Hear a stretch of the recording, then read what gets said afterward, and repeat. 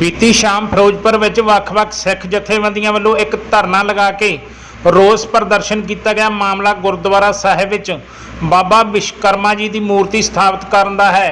इस मौके जानकारी दिंदियां सिख जथेबंदियां दे आगू भाई लखवीर सिंह महालम ਅਤੇ बाबा सतनाम सिंह बलिया ने दस्सिया कि कुछ दिन पहले एक ग्रंथी सिंह ਵੱਲੋਂ एक पैलेस ਵਿੱਚ पाठ किया गया सी जो कि सिख मर्यादा के उल्ट सी, जिस ਨੂੰ ਲੈ ਕੇ ਜਦੋਂ ग्रंथी सिंह ਕੋਲ ਉਸ ਦਾ ਸਪਸ਼ਟੀਕਰਨ ਮੰਗਿਆ ਗਿਆ ਤਾਂ ਉਸਨੇ ਕਿਹਾ कि ਤੁਸੀਂ ਗੁਰਦੁਆਰਾ ਸਾਹਿਬ ਵਿੱਚ ਆ ਜਾਓ।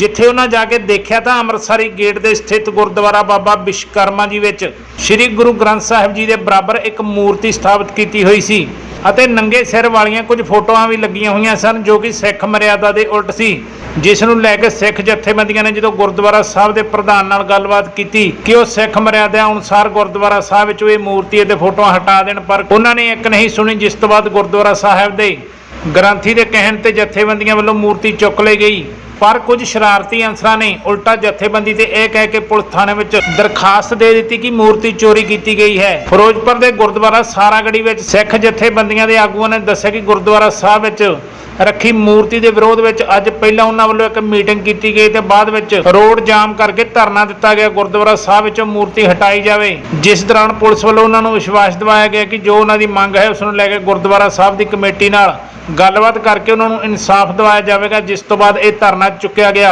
जे न्यूज़ पंजाबी लिए फिरोजपुर तो सुखचैन सिंह की रिपोर्ट। लखवीर सिंह मालम। भाई लखवीर सिंह जी, अज गुरुद्वारा सारागढ़ी में इकट्ठा हुए हो, की प्रोग्राम है? वाहिगुरू जी का खालसा वाहिगुरू जी की फतेह।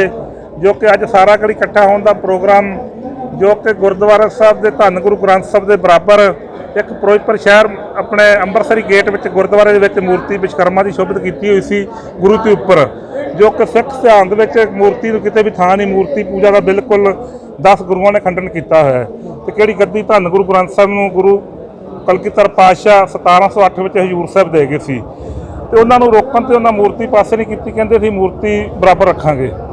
बड़िया मीटिंगां हुई, SSP दरखास्त लिखती दी, पर फैसला नहीं। अज इस करके सारियां जथेबंदियां इकट्ठियां हुई ने, बेशक धरना लाना पे, रोड जाम करना पे, SSP दफ्तर का घिराव करना पे। जिन्ना चिर गुरु घर में मर्यादा बहाल नहीं होंदी जो सिख रहत मर्यादा के अनुसार, उन्ना चिर सारे जथेबंदियां इत्थे बैठियां ने। हुण कुछ बंदे उन्होंने गलबात करो, उन्होंने सद्या भी साडे नाल गलबात करो, जे तो उन्होंने लिख के देता भी मूर्ति नहीं लावांगे तो जो सिख रहत मर्यादा अनुसार असीं वो मन्नांगे गल। जे उन्होंने ना मनी फिर हुणे थोड़े चिर विच ही चाहे तो 7 नंबर चुंगी से धरना लगेगा, चाहे SSP दफ्तर के किसी भी थां ते धरना वड्डा लगूगा जी। इस संबंधी तुहाडी पहला कोई प्रशासन नाल गलबात हुई है? बड़ियां मीटिंगां SSP नाल होईयां, SPH नाल हुई, SP परिशन DSP सारे नाल गलबात होंदी रही है। फिर दूसरी पार्टी कहंदे असीं मूर्ति पासे नहीं करनी, उल्टा साडे ते परचा भाई जसपाल सिंह ते कहंदे परचा दर्ज कराउणा हैगा। एक तो उन्होंने गुरु की नरादरी कराई, 2 जहान के मालक धन गुरु ग्रंथ साहब के बराबर एक मूर्ति का प्रकाश किया, तो वड्डियां फोटो सिर नंगियां ਜਿਹੜੀਆਂ हिंदू देवी देवतियां ने महाराज के बराबर लाइया हुई ने, बिल्कुल धन गुरु ग्रंथ साहब का निरादर कराया है। तो सिख कौम कभी भी उस चीज़ में बर्दाश्त नहीं कर सकती, तो जिन्ना चिर उन्होंने दोषियों खिलाफ कार्रवाई नहीं होंदी ਜਾਂ माफ़ी नहीं मंगते उन्हें कभी पिछे नहीं हटांगे गल तो। भाई साहब, अगर बेदबियां की गल करें तो लगातार सिलसिला जिहड़ा वधदा जा रहा, सरकारां क्यों नहीं ध्यान दिंदियां? देखो जी, ये तो सरकारां नूं पुछो भी सरकारां क्यों नहीं करदियां। जिस तक देश का कानून बनया, प्रशासन ने संविधान बनाया देश का भी हर लिए 295 का परचा दर्ज बनता किसी भी निरादरी होवे, साडे छेती नहीं होता। पिछे गुरदास मान तो सानू धरने ला के सानू कोई भी परचा कराउणा धरने ला के कराउणा पैंदा है, चाहे गुरदास मान तो चाहे साडे उत्थे बीड़ियां सट्टियां गईयां, तंबाकू सट्टिया गया, उत्थे भी दोषी साडे सामने नहीं आए। असल दोषियों तक सरकार नहीं जा रही, उल्टा सानू धमकियां दित्तियां जा रही हर जगह पर। कारण भी पिछे देश दियां किहड़े एक तां साध लाउणा किहड़ा पखंडी बाबे आ, एक तां पिछे उन्हां दा जोर आ सरकारां नूं वोटां दा, दूसरी एक नागपुर तो RSS वो जो पंजाब का माहौल खराब वो करा रहे हैं, साढ़े सिख धर्म का जो भी हमले वो करा रहे हैं। ये 2 कारण ने मेन ਜਿਹੜੇ ਸਾਡੇ ਧਿਆਨ ਚ ਆਏ ਨੇ। अगला स्टेप की होगा? अगली रणनीति की है? हाँ जी, अगली रणनीति की है? अगली रणनीति इस मसले तो हैगा धरना। जे प्रशासन ना अज कार्रवाई अज तक छोटे आ थोड़े सिंह करे इकट्ठे, इहदे संत समाज ने भी सानू कॉल दी हुई है, उन्होंने खबर लगी सारे अखबारों च, उन्होंने कहा असीं बिल्कुल नाल खड़े आ।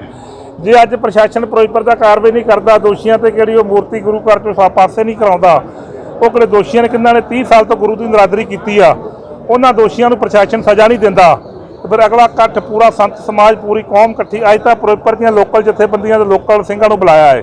ਫਿਰ ਪੂਰਾ ਪੰਜਾਬ ਲੈਵਲ ਦਾ ਇਕੱਠ ਕਰਾਂਗੇ, ਵੱਡਾ ਵੀ ਕਰਾਂਗੇ, ਜੋ ਵੀ ਕਰਨਾ ਪਿਆ ਉਹ ਸੰਗਤਾਂ ਨਾਲ ਸਲਾਹ ਕਰਾਂਗੇ ਜੀ।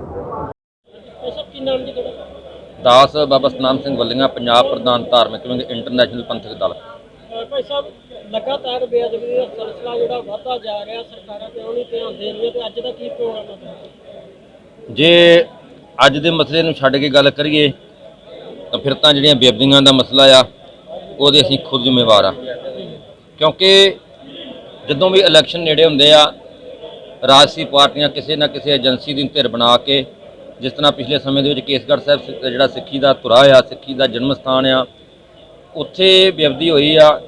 ਮੈਂ ਸਮਝਦਾ ਕਿ ਜੇ ਕਿਸੇ ਨੂੰ 28 ਸਰੂਪਾਂ ਦੇ 328 ਸਰੂਪਾਂ ਦੇ ਗੱਲ ਹੋਵੇ, ਉੱਥੇ ਧਰਨਾ ਲੱਗਾ ਹੋਵੇ, ਸਾਡੀਆਂ ਟਾਸਕਾਂ ਫੋਰਸਾਂ ਜਿਹਨੂੰ ਬਣਾਈਆਂ ਨੇ ਸ਼੍ਰੋਮਣੀ ਕਮੇਟੀ ਵੱਲੋਂ, ਉਹਨਾਂ ਦੇ ਵੱਲੋਂ ਜਿਸ ਤਰ੍ਹਾਂ ਭਾਈ ਲਖਬੀਰ ਸਿੰਘ ਦੀ ਬਾਂਹ ਤੋੜੀ ਗਈ ਸੀ ਜਾਂ ਹੋਰ ਸਿੰਘਾਂ ਤਸ਼ੱਦਦ ਕੀਤਾ ਗਿਆ ਆ, ਇਹ ਸਿਰਫ ਸਾਡੇ ਵਾਸਤੇ ਸਿੱਖਾਂ ਦੇ ਉੱਤੇ ਤਸ਼ੱਦਦ ਕਰਨ ਵਾਸਤੇ ਸਿੱਖਾਂ ਦੀ ਟਾਸਕ ਫੋਰਸ ਬਣੀ ਆ। ਔਰ ਮੈਂ ਸਮਝਦਾ ਕਿ ਜੇ ਜਨਮ ਭੂਮੀ ਸਿੱਖਾਂ ਦੀ, ਖਾਲਸੇ ਦੀ ਜਨਮ ਭੂਮੀ ਆ ਕੇਸਗੜ੍ਹ ਸਾਹਿਬ, ਤੇ ਉੱਥੇ ਕੋਈ ਟਾਸਕ ਫੋਰਸ ਨਹੀਂ ਸੀ ਹੈਗੀ। ਉੱਥੇ ਇੱਕ ਮੈਂ ਸਮਝਦਾ ਇੱਕ ਸਾਡੀ ਬਹਾਦਰ ਸਿੰਘਣੀ ਜਿਹੜੀ ਸੀ, ਮਾਈ ਭਾਗੋ ਦੀ ਵਾਰ ਸੀ, ਜਿਹੜੀ ਹਰੇਕ ਦੀ ਜ਼ਮੀਰ ਨਹੀਂ ਕੰਮ ਕਰਦੀ, ਮਾਈ ਭਾਗੋ ਦੀ ਵਾਰਸ ਬੀਬੀ ਸੀ, ਉਹਨੇ ਭੱਜ ਕੇ, ਕਿਉਂਕਿ ਉੱਥੇ ਗ੍ਰੰਥੀ ਸਾਹਿਬਾਨ ਸੀ, ਉੱਥੇ ਕੀਰਤਨ ਕਰਨ ਵਾਲੇ ਜਥੇ ਦੇ ਸਿੰਘ ਵੀ ਸੀ, ਉੱਥੇ ਹੋਰ ਸੰਗਤਾਂ ਸੀ, ਪਰ ਕਿਸੇ ਨੇ ਹਿਆ ਨਹੀਂ ਕੀਤਾ। ਸਾਡੀ ਉਸ ਮਾਈ ਭਾਗੋ ਦੀ ਵਾਰਸ ਬੀਬੀ ਨੇ ਭੱਜ ਕੇ ਉਸ ਦੋਸ਼ੀ ਨੂੰ, ਜਿਹੜਾ ਸਾਬਤ ਹੋ ਚੁੱਕਾ ਆ ਕਿ ਸੌਦੇ ਸਾਧ ਦਾ ਚੇਲਾ ਸੀਗਾ, ਉਹਨੂੰ ਭੱਜ ਕੇ ਉਹਨੇ ਕਾਬੂ ਕਰ ਲਿਆ ਜੱਫਾ ਭਰ ਕੇ। ਤੇ ਅੱਜ ਜੋ ਸਲਾਖਾਂ ਦੇ ਪਿੱਛੇ ਮੈਂ ਸਮਝਦਾ ਆ ਕਿ ਜੋ ਪੁਲਿਸ ਨੂੰ ਹਵਾਲੇ ਕੀਤਾ ਆ, ਮੈਂ ਕਈ ਵਾਰੀ ਕੁਰਲਾ ਕੇ ਹਟ ਗਿਆ ਆ ਕਿ ਜਿੱਥੇ ਵੀ ਕੋਈ ਇਸ ਤਰ੍ਹਾਂ ਪੰਥ ਦੋਖੀ ਮਿਲਦਾ ਨਾ, ਪ੍ਰਸ਼ਾਸਨ ਤੇ ਸਾਨੂੰ ਬਹੁਤੀ ਉਮੀਦ ਨਹੀਂ ਰੱਖਣੀ ਚਾਹੀਦੀ। ਸਿੱਖੀ ਰਵਾਇਤਾਂ ਅਨੁਸਾਰ, ਪੰਥਕ ਰਵਾਇਤਾਂ ਅਨੁਸਾਰ ਸਾਨੂੰ ਉੱਥੇ ਹੀ ਸੁਧਰਨਾ ਚਾਹੀਦਾ। ਦੂਜੀ ਗੱਲ, ਜੋ ਇਸ ਮਸਲੇ ਦੀ ਫਿਰੋਜ਼ਪੁਰ ਸ਼ਹਿਰ ਦੇ ਮਸਲੇ ਦੀ ਤੁਸੀਂ ਗੱਲ ਰੱਖੀ ਹੈ, ਮੈਂ ਇਹਦੇ ਬਾਰੇ ਇਹ ਕਹਿਣਾ ਚਾਹੁੰਦਾ ਹਾਂ ਕਿ ਵੇਖੋ, ਜੋ ਧੰਨ ਗੁਰੂ ਗ੍ਰੰਥ ਸਾਹਿਬ ਜੀ ਮਹਾਰਾਜ ਆ, 1699 ਦੀ ਵਿਸਾਖੀ ਤੋਂ ਬਾਅਦ ਦੇ ਵਿੱਚ ਸੱਚੇ ਪਾਤਸ਼ਾਹ ਜੀ ਨੇ ਖਾਲਸਾ ਪੰਥ ਸਾਜਿਆ, ਔਰ ਨੰਦੇੜ ਦੀ ਧਰਤੀ ਤੇ ਹਜ਼ੂਰ ਸਾਹਿਬ ਜੀ ਦੀ ਧਰਤੀ ਤੇ ਸਤਿਗੁਰਾਂ ਨੇ ਸਾਨੂੰ ਕੋਈ ਬੇਨਤੀ ਨਹੀਂ ਸੀ ਕੀਤੀ, ਕੋਈ ਤਰਲਾ ਨਹੀਂ, ਸਤਿਗੁਰਾਂ ਨੇ ਹੁਕਮ ਲਾਇਆ ਸੀ ਸਾਨੂੰ, ਸਭ ਸਿੱਖਣ ਕੋ ਹੁਕਮ ਹੈ ਗੁਰੂ ਮਾਨਿਓ ਗ੍ਰੰਥ। ਜੇ ਅਸੀਂ ਗੁਰੂ ਗ੍ਰੰਥ ਸਾਹਿਬ ਜੀ ਨੂੰ ਆਪਣਾ ਗੁਰੂ ਮੰਨਦੇ ਹਾਂ, ਇਸ਼ਟ ਮੰਨਦੇ ਹਾਂ, ਫਿਰ ਗੁਰਦੁਆਰੇ ਸਾਹਿਬ ਦੇ ਵਿੱਚ ਕਿਸੇ ਵੀ ਦੇਵੀ ਦੇਵਤਾ ਜਾਂ ਚਲੋ ਅਸੀਂ ਮੰਨਦੇ ਹਾਂ, ਉਹਨਾਂ ਦਾ ਮੰਨਦੇ ਨੇ, ਉਹ ਉਸ ਕਿਰਤ ਕਲਾ ਦਾ ਉਹ ਗੁਰੂ ਆ, ਉਹਨੂੰ ਉਸ ਕਰਕੇ ਮੰਨਦੇ ਨੇ। ਪਰ ਜਿਹੜਾ ਗੁਰੂ ਗ੍ਰੰਥ ਸਾਹਿਬ ਤੋਂ ਵੱਡਾ ਕੋਈ ਨਹੀਂ ਹੋ ਸਕਦਾ। ਜੋ ਗੁਰੂ ਗ੍ਰੰਥ ਸਾਹਿਬ ਦੇ ਬਰਾਬਰ ਜੋ ਉਹਨਾਂ ਮੂਰਤੀ ਰੱਖੀ ਆ, ਮੂਰਤੀ ਨੂੰ ਬਕਾਇਦਾ ਮੱਥੇ ਵੀ ਟਿਕਦੇ ਸਨ, ਜੋ ਮਾਲਾ ਵੀ ਉਹਨੂੰ ਮੈਂ ਵੇਖਿਆ ਪਾਈਆਂ ਸੀ, ਵੀਡੀਓ ਵੇਖੀ ਆ। ਇਹ ਬਹੁਤ ਹੀ ਮੰਦਭਾਗੀ ਘਟਨਾ ਆ। ਮੈਂ ਸਮਝਦਾ ਆ ਕਿ ਇਸ ਘਟਨਾ ਨੂੰ ਜਿਹੜਾ ਆ ਸਾਨੂੰ ਆਪਸ ਵਿੱਚ ਬੈਠ ਕੇ, ਕਿਉਂਕਿ ਉਹ ਵੀ ਕੋਈ ਓਪਰੇ ਨਹੀਂ, ਕੋਈ ਬਗਾਨੇ ਨਹੀਂ ਗਏ, ਪਰ ਮੈਂ ਸਮਝਦਾ ਵੀ ਰਸਤੇ ਤੋਂ ਭੁੱਲੇ ਹੋਏ ਨੇ। ਉਹਨਾਂ ਨੂੰ ਸਹੀ ਰਸਤੇ ਤੇ ਸਿੱਖੀ ਸਿਧਾਂਤਾਂ ਨੂੰ ਅਪਣਾ ਕੇ ਉਹ ਮੂਰਤੀ ਪੂਜਾ ਉੱਥੋਂ ਬੰਦ ਕਰਕੇ ਤੇ ਜੋ ਗੁਰੂ ਗ੍ਰੰਥ ਸਾਹਿਬ ਦਾ ਸਿਧਾਂਤ ਨੂੰ ਲਾਗੂ ਕਰਨਾ ਚਾਹੀਦਾ। ਪੈਸਾ ਤੇ ਸਰਕਾਰਾਂ ਦੀ ਗੱਲ ਕਰ ਰਹੇ, ਸਰਕਾਰਾਂ ਤਾਂ ਦਾਅਵੇ ਕਰ ਰਹੀਆਂ ਕਿ ਅਸੀਂ ਬੇਅਦਬੀ ਨੂੰ ਲੈ ਕੇ ਹਰ ਹਿੱਲਾ ਬਣਾ ਰਹੇ, ਇੱਥੋਂ ਤੱਕ ਕਿ ਮੁੱਖ ਮੰਤਰੀ ਨੂੰ ਬਦਲ ਦਿੱਤਾ ਗਿਆ, ਉਹ ਬੇਅਦਬੀ ਨੂੰ ਲੈ ਕੇ ਕਹਿ ਰਿਹਾ ਕਿ ਮੁੱਖ ਮੰਤਰੀ ਦਾ ਬਦਲਿਆ ਗਿਆ। ਵੇਖੋ, ਇਹ ਸਰਕਾਰਾਂ ਦਾ ਸਟੰਟ ਆ ਕਿ ਮੁੱਖ ਮੰਤਰੀ ਨੂੰ ਲੈ ਕੇ, ਜਿਹੜਾ ਬੇਅਦਬੀ ਨੂੰ ਲੈ ਕੇ ਮੁੱਖ ਮੰਤਰੀ ਬਦਲਿਆ ਗਿਆ। ਇਹ ਸਭ ਭਲੀ ਭਾਂਤ ਜਾਰੂ ਕਿ ਕਾਂਟੋ ਕਲੇਸ਼ ਜਿਹੜਾ ਚੱਲਦਾ ਕਾਂਗਰਸ ਦੇ ਵਿੱਚ, ਹਾਈ ਕਮਾਂਡ ਜਿਸ ਤਰ੍ਹਾਂ ਭਾਜਪਾ ਨੂੰ ਨਾਗਪੁਰ ਤੋਂ ਸੰਦੇਸ਼ ਆਉਂਦਾ ਨਾ, ਇਸੇ ਤਰ੍ਹਾਂ ਕਾਂਗਰਸ ਨੂੰ ਸੋਨੀਆ ਗਾਂਧੀ ਦਾ ਜੋ ਵੀ ਉਪਦੇਸ਼ ਆਉਂਦਾ ਉਹ ਕੁਝ ਹੁੰਦਾ ਆ।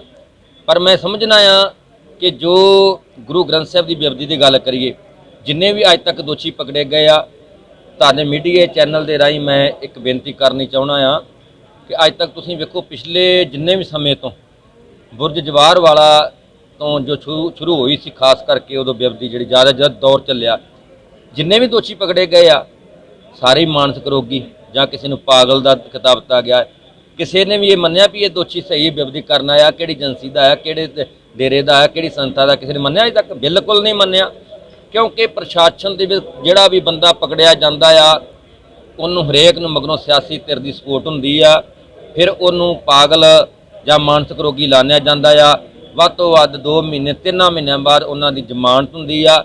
ਫਿਰ ਉਹ ਦੋਸ਼ੀ ਬਾਹਰ ਆਣ ਕੇ ਖਾਲਸਾ ਪੰਥ ਦਾ ਮੂੰਹ ਚੜਾਉਂਦਾ ਤੇ ਨਖਰੇ ਕਰਦਾ, ਨਾਲ ਟੀਚਰਾਂ ਕਰਦਾ ਕਿ ਮੈਂ ਬਾਹਰ ਆ, ਨਾਲੇ ਗੁਰੂ ਗ੍ਰੰਥ ਸਾਹਿਬ ਦੀ ਬੇਅਦਬੀ ਕੀਤੀ, ਨਾਲੇ ਉਹ ਸਾਡਾ ਮੂੰਹ ਚੜਾਉਂਦਾ ਆਣ ਕੇ ਖਾਲਸਾ ਪੰਥ ਦਾ। ਤੇ ਮੈਂ ਸਮਝਦਾ ਹਾਂ ਕਿ ਸਾਨੂੰ ਪ੍ਰਸ਼ਾਸਨ ਦੇ, ਮੈਂ ਦੁਬਾਰਾ ਫਿਰ ਕਹਿ ਰਿਹਾ, ਬੇਨਤੀ ਕਰ ਰਿਹਾ, ਪ੍ਰਸ਼ਾਸਨ ਤੇ ਬਹੁਤਾ ਭਰੋਸਾ ਨਹੀਂ, ਗੁਰੂ ਗ੍ਰੰਥ ਸਾਹਿਬ ਦੀ ਬੇਅਦਬੀ ਰੱਖਣਾ ਚਾਹੀਦਾ। ਜਿੱਥੇ ਵੀ ਖਾਲਸਾ ਹੋਵੇ, ਮੈਂ ਬੇਨਤੀ ਕਰਦਾ ਤੁਹਾਡੇ ਮੀਡੀਆ ਰਾਹੀਂ ਕਿ ਜਿੰਨੇ ਵੀ ਖੰਡੇ ਬਾਟੇ ਦਾ ਅੰਮ੍ਰਿਤ ਛਕਿਆ ਨਾ, ਜਿਸ ਵੀ ਮਾਈ ਭਾਈ ਨੇ, ਮੇਰੀ ਭੈਣ ਨੇ, ਮੇਰੇ ਬਜ਼ੁਰਗ ਨੇ, ਵੀਰ ਨੇ, ਉਹਨਾਂ ਨੂੰ ਮੈਂ ਤੁਹਾਡੇ ਮੀਡੀਆ ਰਾਹੀਂ ਬੇਨਤੀ ਕਰਨਾ ਚਾਹੁੰਦਾ ਹੈ ਕਿ ਵੇਖੋ, ਨਿੱਕੀਆਂ ਨਿੱਕੀਆਂ ਡੋਰੀ ਵਾਲੀਆਂ ਕਿਰਪਾਨਾਂ ਜਿਹੜੀਆਂ ਅਸੀਂ ਪਾਉਣੇ ਆ, ਬਿਲਕੁਲ ਬੰਦ ਕਰਕੇ ਘੱਟੋ ਘੱਟ 9 ਇੰਚੀ ਨਹੀਂ ਤੇ 1 ਫੁੱਟ ਦਾ 12 ਇੰਚੀ ਦਾ ਸ੍ਰੀ ਸਾਹਿਬ ਜਿਹੜਾ ਪਾਇਆ ਜਾਵੇ। ਤੇ ਜਿਹੜਾ ਖਾਲਸਾ ਆਜ਼ਾਦ ਹੈ, ਜਿਹੜਾ ਕੰਮਾਂ ਤੋਂ ਆਪਣਾ ਜਿਹਦਾ ਕੰਮ ਸਰ ਚਾਹੀਦਾ, 3 ਫੁੱਟੀ ਤਲਵਾਰ ਰੱਖ ਕੇ ਜਿੱਥੇ ਵੀ ਇੱਕ ਦੋਸ਼ੀ ਇਸ ਤਰ੍ਹਾਂ ਦਾ ਆਪਾਂ ਨੂੰ ਪਤਾ ਲੱਗਦਾ ਆ ਕਿ ਦੋਖੀ ਗੁਰੂ ਗ੍ਰੰਥ ਸਾਹਿਬ ਦੀ ਬੇਅਦਬੀ ਕਰਦਾ ਪਕੜਿਆ ਜਾਂਦਾ ਆ, ਉਹਨੂੰ ਨਾਲ ਦੀ ਨਾਲ ਹੀ ਸੋਧਾ ਲਾ ਦਿੱਤਾ ਜਾਵੇ। ਅੱਜ ਦੇ ਪਰਿਵਾਰ ਦੀ ਅਗਲੀ ਰਣਨੀਤੀ ਕੀ ਹੈ? ਅਗਲੀ ਰਣਨੀਤੀ ਸਾਡੀ ਇਹ ਹੈ ਵੀ ਸਾਡੇ ਵਿੱਚ ਕੋਈ ਸਿੰਘ, ਜਿਸ ਤਰ੍ਹਾਂ ਭਾਈ ਬਲਵਿੰਦਰ ਸਿੰਘ ਖਾਲਸਾ, ਉਹ ਦੋ ਤਰ੍ਹਾਂ ਦੀ ਵਿਚੋਲਗੀ ਕਰ ਰਹੇ ਆ, ਆਣ ਕੇ ਹੁਣ ਆਏ ਆ ਔਰ ਇੱਥੋਂ ਉਹਨਾਂ ਦੇ ਨਾਲ ਗੱਲਬਾਤ ਕਰ ਰਹੇ ਨੇ ਕਿ ਜੋ ਸਾਡੇ ਸਿੱਖੀ ਨੂੰ ਸਿਧਾਂਤ ਕਰਨ ਦੇ, ਲਾਗੂ ਕਰਨ ਦੇ ਜੋ ਸਾਡੀਆਂ ਸ਼ਰਤਾਂ ਆ, ਜੋ ਸਾਡੀਆਂ ਸ਼ਰਤਾਂ ਪੂਰੀਆਂ ਕਰਦੇ ਨੇ, ਅਸੀਂ 1 ਘੰਟਾ ਜਿਹੜਾ ਉਹਨਾਂ ਨੂੰ ਡਿੱਕਾਂਗੇ, ਗੱਲਬਾਤ ਕਰਾਂਗੇ। ਜੇ 1 ਘੰਟੇ ਦੇ ਵਿੱਚ ਕੋਈ ਸਾਨੂੰ ਨਹੀਂ ਮਿਲਦਾ ਜਵਾਬ ਕੋਈ, ਤੇ ਫਿਰ ਅਸੀਂ 7 ਨੰਬਰ ਚੁੰਗੀ ਤੇ ਬਕਾਇਦਾ ਅਸੀਂ ਅਣਮਿੱਥੇ ਸਮੇਂ ਵਾਸਤੇ ਟ੍ਰੈਫਿਕ ਜਾਮ ਕਰਕੇ ਧਰਨਾ ਲਾਵਾਂਗੇ।